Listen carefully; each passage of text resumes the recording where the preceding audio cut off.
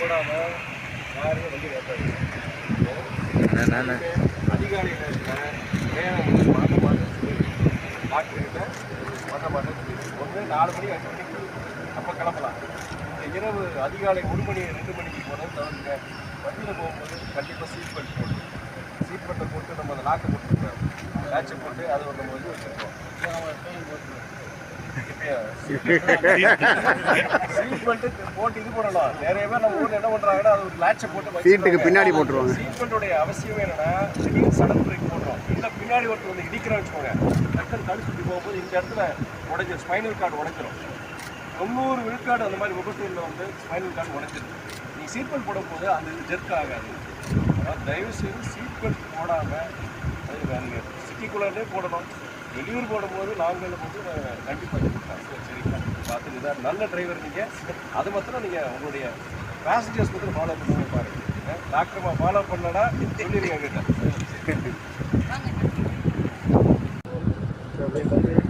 தமிழ்நாடு வியந்து பார்க்கும் வண்ணம் அந்த மாநாட்டை நடத்துவதற்கான ஏற்பாடுகளை எங்கள் இயக்கம் மறுமலர்ச்சி திராவிட முன்னேற்ற கழகம் செய்து கொண்டிருக்கின்றது.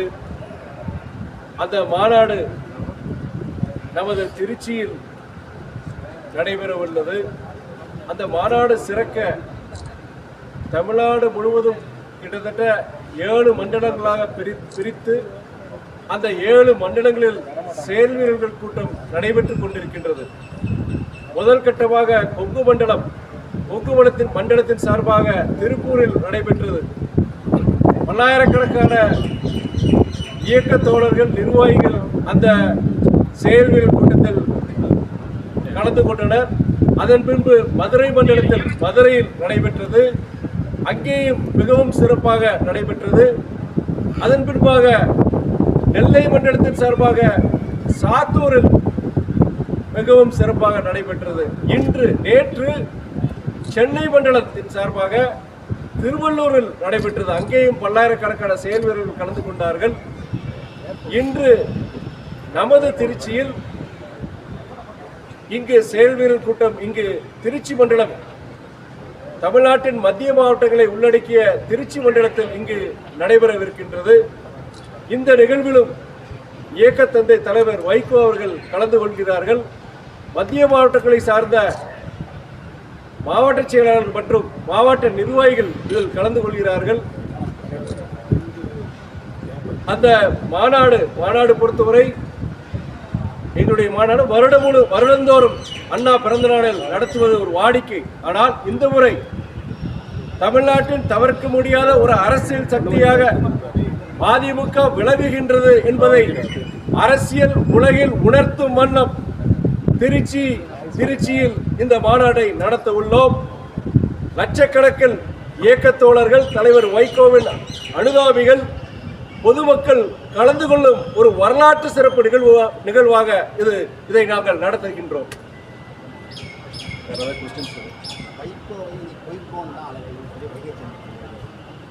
யாருக்கு அவரு? அது அவருடைய கருத்தா இருக்குல்ல. ஒரு ஜனநாயக நாட்டில் everybody is entitled for their opinion.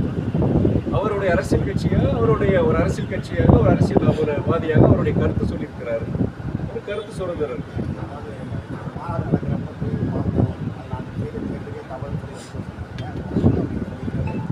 எந்த மாநாடு?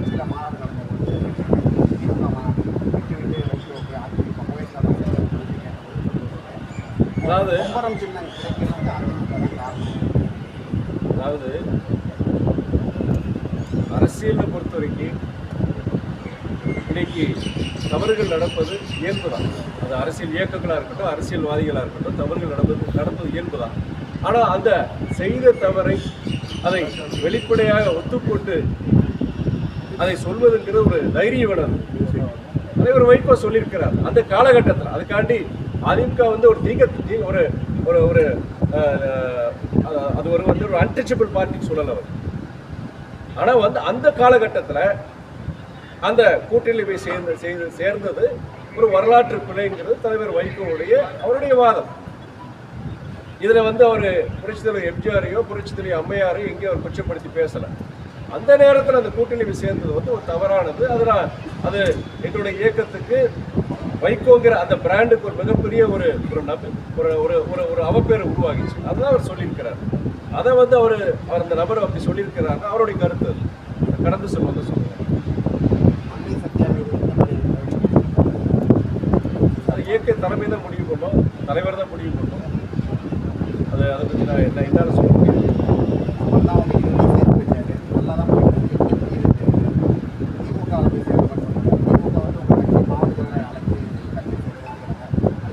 எப்படியாவது திராவிட முன்னேற்ற கழகம் பொறுத்த வரைக்கும் எங்க இயக்க தோழர்களை சேர்க்கவில்லை. 3 வருடங்களுக்கு முன்பு நீக்கப்பட்ட ஒரு நபரை தான் அவர்கள் சேர்த்துள்ளார்கள். எங்க இயக்கத்தில் இருக்கிற செயல்பட்டு இருக்கிற ஒரு தொண்டரையோ ஒரு நிர்வாகியோ அவங்க சேர்க்கல. தயவுசெய்து தவறான ஒரு புரிதல் பத்திரிகையாளர் பல பேருக்கு இன்னைக்கு சொல்றேன். நான் அந்த சமீபத்தில் திராவிட முன்னேற்ற கழகத்தில் சேர்க்கப்பட்ட ஒரு நபர் 3 ஆண்டுகளுக்கு முன்பே இயக்க பொறுப்பிலிருந்து விடுவிக்கப்பட்டவர். அவர் மாத்திரம் கிடையாது, ஒரு டசன் பேர் இருக்கிறானுங்க. அவர் ஒருத்தர் பேருக்கு ஒரு 11 பேர் இருக்கிறாங்க. அவங்க பொறுத்த வரைக்கும் எப்ப வேணா சேரலாம், எங்க வேணா சேரலாம். அதை பத்தி எங்களுக்கு கவலை கிடையாது. அது அவங்களுடைய உரிமை. எங்க இதுலயும் இனி கொஞ்சம் 1-2 பேர் ஒதுங்கி இருக்கிறாங்க. தலைமைக்கு தொடர்ந்து அவர் துரோகம் செஞ்சுட்டு இருக்கிறாங்க. அது இயக்க தோழர்கள், குறிப்பா மாவட்ட செயலர்கள், தலைமை கழக நிர்வாகிகள் எல்லாருக்கும் தெரியும். அதுலேயும் ஒருத்தர் 2 பேர் கூட சேர்றதுக்கு வாய்ப்பு இருக்கு. மற்ற இயக்கங்களுக்கு சேர்றதுக்கு வாய்ப்பு இருக்கு. அது அவங்களுடைய உரிமை. அதை பற்றி நான் சொல்ல முடியும். யாரோ ஒருத்தர் நீக்கிறதுக்காண்டி கட்சிக்கு எதிராக தலைமைக்கு எதிராக செயல்பட நீக்கிறதுக்கு தலைவர் எடுக்கிற முடியும். அதை பற்றி நான் சொல்ல முடியும். சார், நேற்று நடந்த கூட்டத்தில் வந்து பத்திரிகையாளர் தாக்கப்பட்டிருக்காங்க. அதாவது தலைவர் இதில் வந்து அவர் சொல்லி தான் வந்து தாக்கினதா சொல்கிறாங்க. பத்திரிகை நண்பர்கள் உங்கள் மனசாட்சியை தொட்டு சொல்லுங்க. தலைவர் வைகோ வந்து அரசியல் அவர்கள் வந்து குறைபாடுகள் இருக்கலாம். அரசியல்வாதியை பார்க்கறத விட ஒரு தனிப்பட்ட ஒரு நபராக பார்க்கும். உங்களுக்கு தெரியும், வைகோ பற்றி தெரியும். அவர் சொல்லி அந்த மாதிரி ஒரு நடந்திருக்க வாய்ப்பு கிடையாது. கோவப்பட்டது உண்மைதான். அவர் பயன்படுத்தின வார்த்தை விஷயம். சகோதரர் கேள்வி கேட்குறீங்க, எனக்கு பதில் சொல்றதுக்கு ஒரு வாய்ப்பு. நீங்க அதுக்கப்புறம் உங்ககிட்ட நான் கேட்குறேன். அதாவது நானும் அந்த கூட்டத்துக்கு சாத்தூர்ல நடந்த அந்த செயல்வர் கூட்டத்துக்கு போயிருந்தேன். நான் அப்பொழுது என்னன்னா, நான் அந்த என்னுடைய உரை முடிந்ததுக்கு அப்புறம் எனக்கு உடம்பு முடியல. அதனால எனக்கு இங்கே ஏர்போர்ட் ஃப்ளைட் வேறு டிலே ஆயிடுச்சு. அதனால வந்து நான் கிளம்பிட்டேன். உரை முடிஞ்சதுக்கப்புறம் 1/2 மணி நேரம் இது ரொம்ப டைம் ஆனது. நான் கிளம்பிட்டேன். அதுக்கப்புறம் தான் அந்த நிகழ்வு நடந்துச்சு அங்கே நேரடியாக. அதுக்கப்புறம் என்னுடைய இயக்க முன்னணி தலைவர் அங்கே நிர்வாகிகிட்ட கேட்கும்போது அவங்க சொன்னது என்னன்னா, வந்து அங்கே தலைவர் பேசி ஒரு 3/4 மணி நேரம் கழிச்சு கரண்ட் கட் ஆயிடுச்சு. கரண்ட் கட் ஆன உடனே ஜென்ரேட்டருக்கு வேலை செய்யலை. கிட்டத்தட்ட ஒரு 10-15 நிமிஷம் சுத்தமாக அங்கே மண்டபத்துக்குள்ளே கரண்ட் கிடையாது.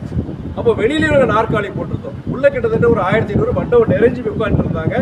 நான் போகும்போது அப்படிதான் இருந்தது. வெளியில கிட்டத்தட்ட ஒரு 1500 பேர் வெளியில நாற்காலி போட்டது. வெளியில LED ஸ்கிரீன் பெருசாக வச்சிருந்தாங்க. அப்படி இருக்கும் பொழுது தலைவர் பேசிட்டு இருக்கும் போது ஒரு 3/4 மணி நேரத்துக்கு கழிச்சு கரண்ட் போன உடனே கூட்டம் வெளியே போச்சு. பாதி கரண்ட் வந்ததுக்கு அப்புறம் ஜென்ரேட்டர் வேலை செய்யலை. அப்போ அவர் தலைவர் பேசிட்டு இருக்கிறாரு. அப்போ கொஞ்சம் நாற்காலி கிட்டத்தட்ட நிறையுது. அப்போதான் வெளியிருந்து உள்ள வர்றாங்க, சொல்றோம் இந்த மாதிரி கரண்ட் வந்துருச்சு. தலைவர் பேச ஆரம்பிக்கிறார். அப்படி இருக்கும் பொழுது நம்முடைய தோழர்கள், பத்திரிகை தோழர்கள் சில பேர் வந்து அதை எடுத்திருக்கிறாங்க. காலி நாற்காலி செஞ்சிருக்காங்க. அதை நான் குறையா சொல்லலை. அது தவறுங்கிறது உங்களுடைய உரிமை. அது உங்களுடைய உரிமை. உங்களுக்கு எந்த உத்தரவு வந்திருக்கோ, எந்த மாதிரி ஒரு ஸ்டாண்ட்ல நீங்க அதை ரிப்போர்ட் பண்ண சொல்லியிருக்கோ, அதை பத்தி நான் உள்ள போக விரும்பல. அப்போ எடுக்கும் போது இயக்க தோழர்கள் ஏப்ப இவ்வளவு சாயந்தரம் மாலை 4 மணி நேரத்துல இந்த நிகழ்ச்சி நடந்துட்டு இருக்கு. அரங்கமே நிறைஞ்சிருக்கு. வெளியில வேற 1000-2000 பேர் உட்கார்ந்து இருக்காங்க.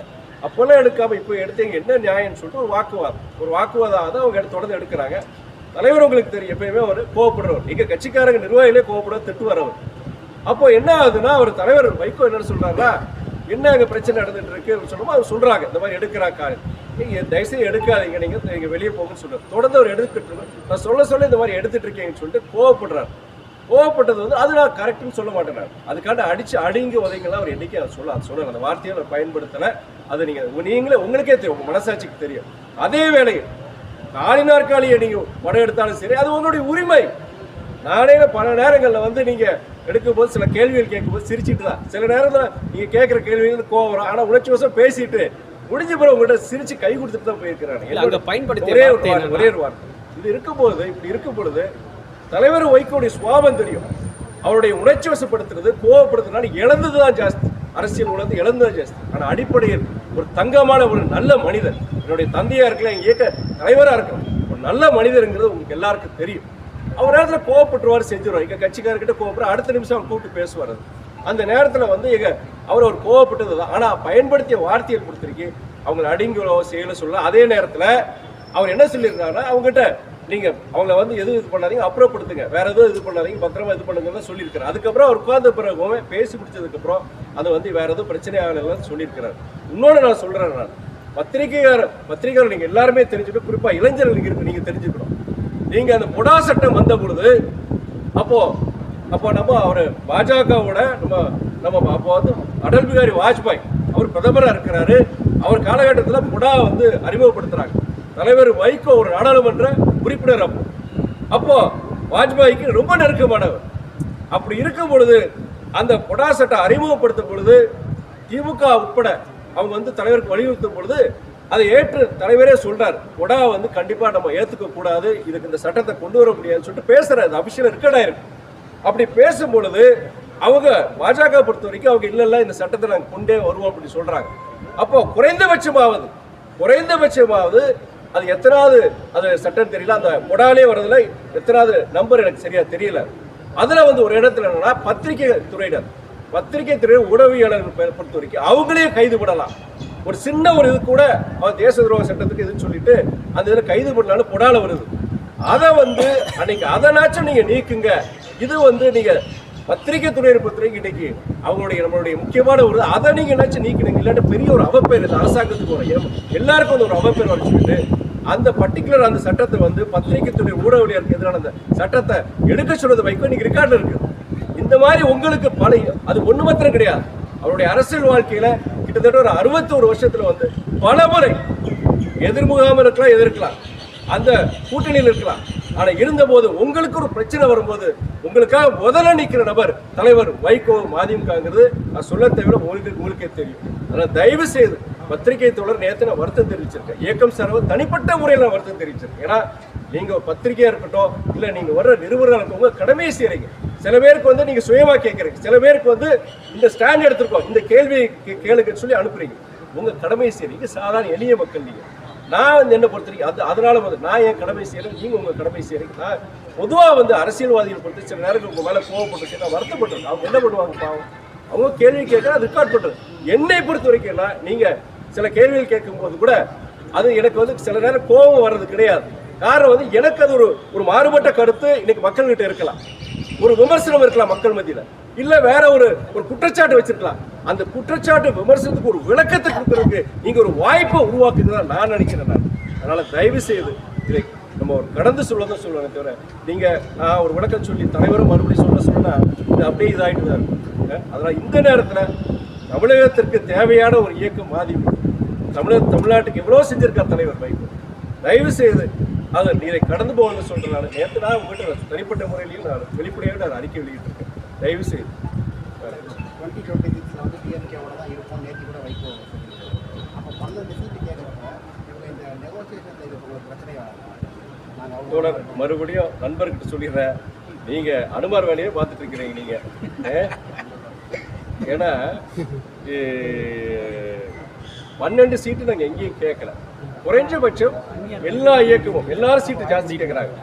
பொது உடைமை இயக்கங்கள், காங்கிரஸ் இயக்கம், எந்த கூட்டணியிலையும் இந்த இடம் நாங்கள் கூடுதல் இடம் கேட்போம். அது கட்சியுடைய உரிமை, அந்த தொண்டர் நிர்வாகியுடைய ஆசை.